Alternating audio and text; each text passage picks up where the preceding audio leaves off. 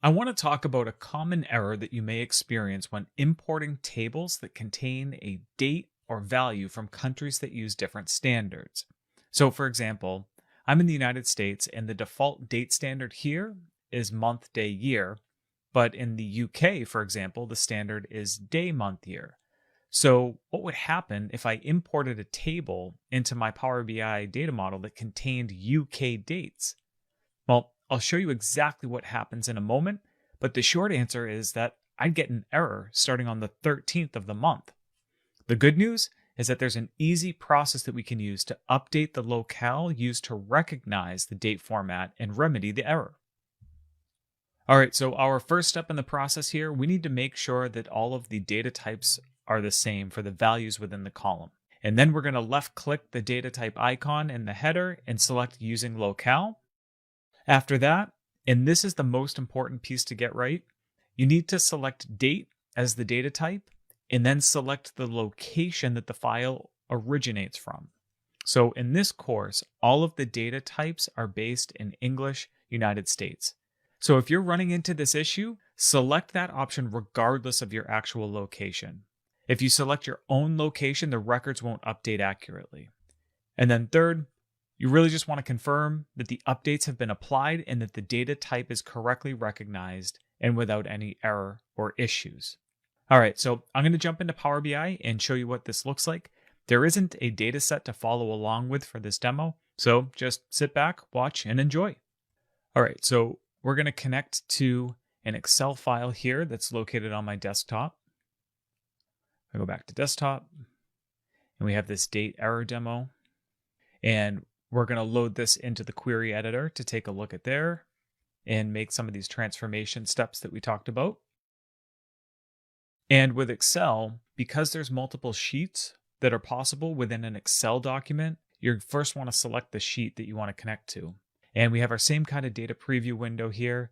And immediately off the bat, we kind of see that something's going on here, right? When we get from the 12th to the 13th, there's some sort of issue. So let's click Transform Data, and we're going to work through the process that we outlined in the slides. First things first here, I want to kind of demonstrate the way to not update this so you can kind of see what happens here. Obviously, we've got something going on. We're not seeing errors here on the 13th of the month, but we do have our values split out to the left and to the right side. From the data type here, we can see that it's mixed between text and integer values or whole numbers. So what if we clicked here and just clicked update date? All right, now we get all of these errors here, right? We can click into this error. Power Query is saying we couldn't parse the input provided as a date value, saying 13/1/2023, right? It doesn't recognize that as a date value. So if we close out here, and then we'll also remove that change type step. What we want to do first is, because this is actually a mixed data type in the column, we have both text and whole numbers. We actually want to update this all to text. Right? We want to make sure that we're working with the exact same data type here. Then we can come back in, we'll update using locale. And for the purpose of this demo, this file has come from a friend in the UK. Right? So what we want to do is we want to update this data type to date, and the locale that we want to base the transformation off of is English, United Kingdom. Right? And we can see a sample of the input values. Right? So we have the day, the month, and then the year, which aligns with the way that this file is set up. So we'll click OK. And now look what happens. Because I'm based in the US and I want my date set up as month, day, year, I now have that appropriately configured for all of the values within the column.